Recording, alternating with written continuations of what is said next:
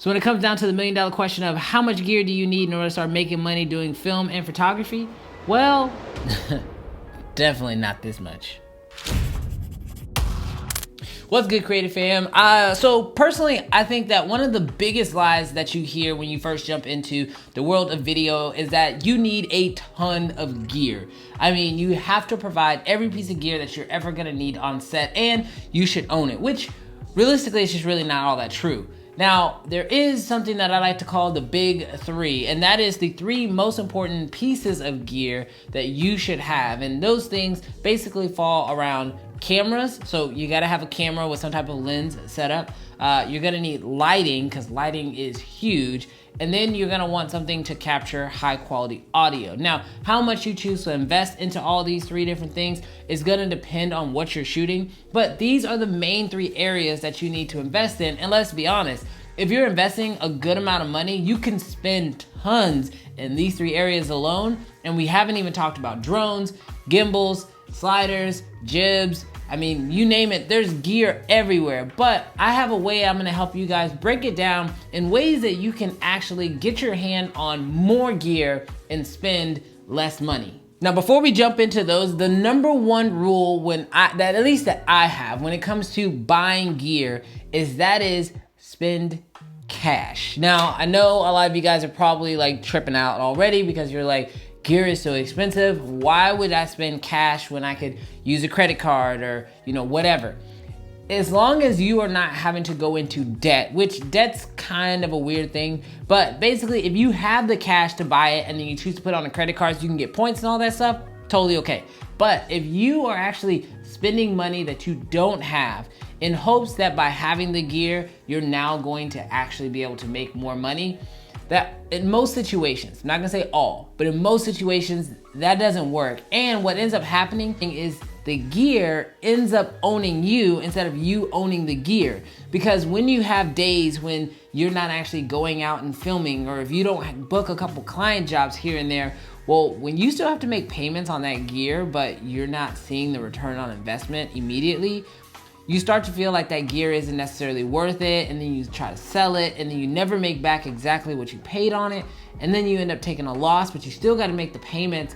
And so for this reason is like why I personally don't use credit cards, especially when it comes to getting gear. But if you gotta buy everything cash and everything is so expensive, how do you do it? Okay, so the first way that you get access to tons of gear is get to know your competition. That's right. So this is a big one, and trust me, you're gonna want to take notes here, because a lot of filmmakers have this solo filmmaking mindset that like, I have to do everything. I have to shoot myself. I have to edit by myself. I have to bring out all my own gear. And the problem with that is you lose the whole aspect of collaboration. I mean, first of all, in this filmmaking world, there's really no competition. I mean, yes, there are some other filmmakers and you two might bid on the same job and one of you may get it, the other one may not. But here's the best part.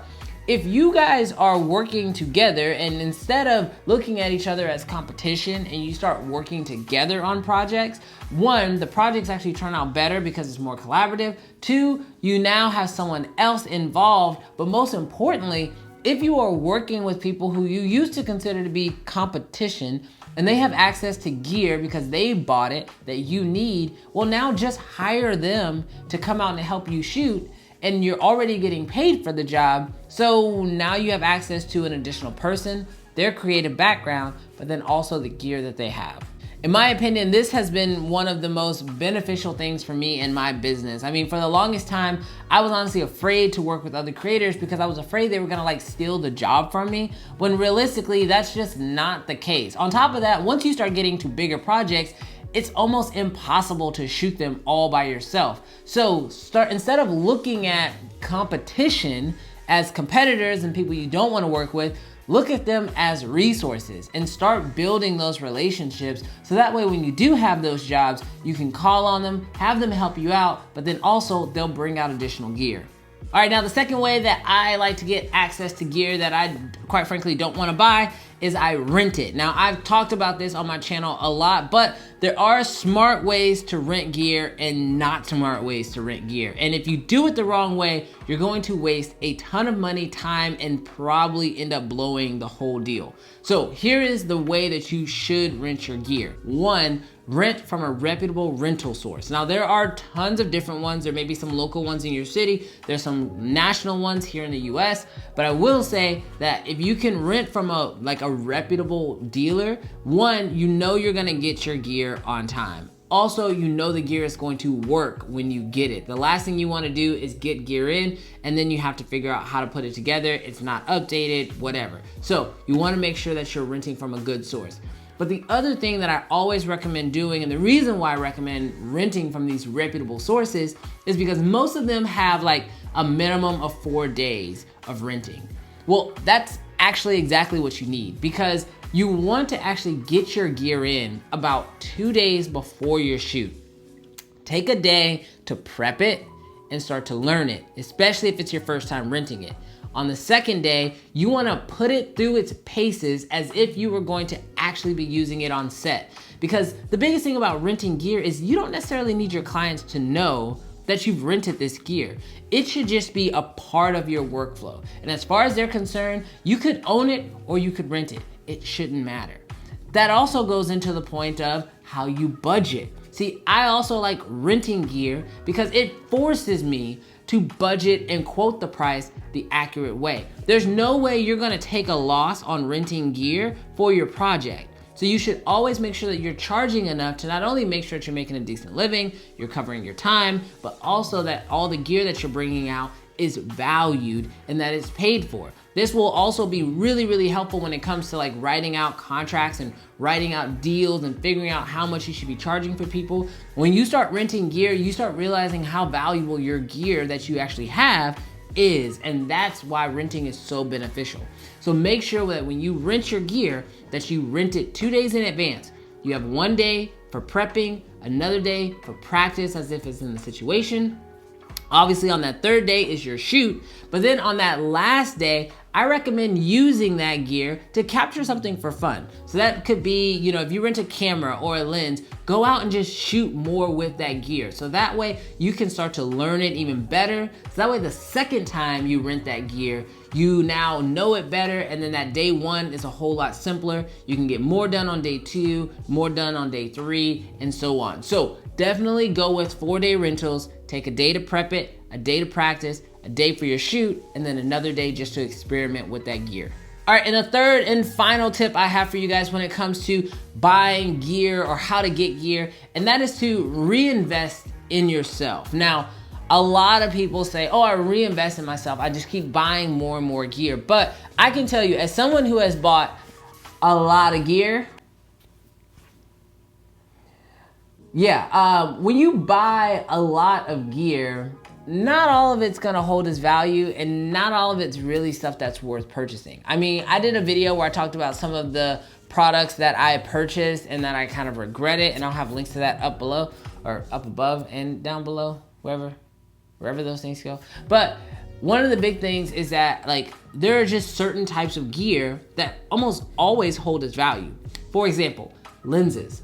Lenses is definitely an area that I strongly recommend you investing in. The reason why is because lenses, one, especially if you get the right ones, are very versatile, and they're super important to your look and how your actual video or photography for that matter turns out. Having more lenses allows you to be more creative. It's like having multiple colors in a coloring box. Another area that I strongly recommend investing in is lighting. That you can almost never have too much lighting. I mean, anytime you go to a set, lighting can drastically change the way the entire thing looks and is perceived. And so I strongly recommend that you invest in lighting. I mean, in any given lighting setup, I could have anywhere from 5 to 7 lights going, and that's just to really bring the whole scene together. So that's why when it comes to lighting, that is another area that you can invest in, but also it's not an area that you're gonna need to upgrade consistently like camera bodies. And the third and final thing I would say that is worth investing in is whatever you're using most often. Everybody's industry is different. If you shoot real estate video, you're probably gonna need a really good gimbal. If you're shooting interviews a lot, you're gonna need a really solid tripod. If you're shooting, nature and landscapes, you might wanna invest in a drone. This third element is gonna be in whatever you're using most often. Now, if you are someone who's shooting outside all the time, then investing in lighting isn't probably as important, but having a good diffuser and maybe a good ND filter is important. A lot of these things, when it comes to buying gear, you have to kind of figure out what you need most and not necessarily what you want most. Now, there is room for buying what you want, but once you get to that price point, you probably already know that. But what I am saying is that you need to buy what's gonna help you do the jobs that you're already getting, and then rent the gear for the jobs that you want to be doing. So those are the 3 tips that I have for you, but I got one more bonus tip, and this is something that has actually worked fairly well for me, and you guys might have known it with my YouTube channel and my Instagram account. I have had the pleasure of working with quite a few brands, and that's not by accident.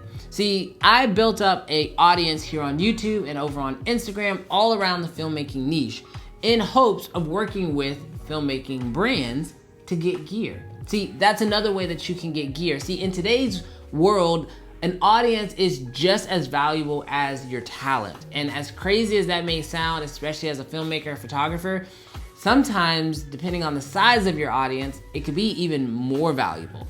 And it allows you to have a lot more leveraging tools. So I would say that in this midst of becoming a filmmaker and photographer, definitely start considering building an audience around something. It doesn't have to necessarily be about filmmaking, but if you can somehow leverage that into helping you in your other endeavors, I mean, why wouldn't you? So when it comes down to how much gear do you need, well, it really doesn't matter, right? I mean, realistically, just get out and start shooting. Obviously, start with the big 3 if you can, but the big 3 can be as simple as your phone.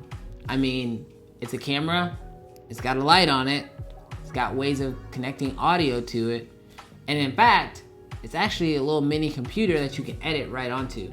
So don't overthink the amount of physical gear that you need or how big and fancy the gear needs to be, but more importantly, start thinking about how you can start creating with the gear you have, and then how you can, as quickly as possible, start adapting and getting into more gear in the future. But there you have it, guys. Those are my 3 tips for how to get more gear and ultimately the gear that you need in order to start filming. Let me know what you guys think down below. Let me know what some of the gear is that you guys are thinking about picking up down below in the descriptions. What is it? Comments? Down below in the comments? Yeah.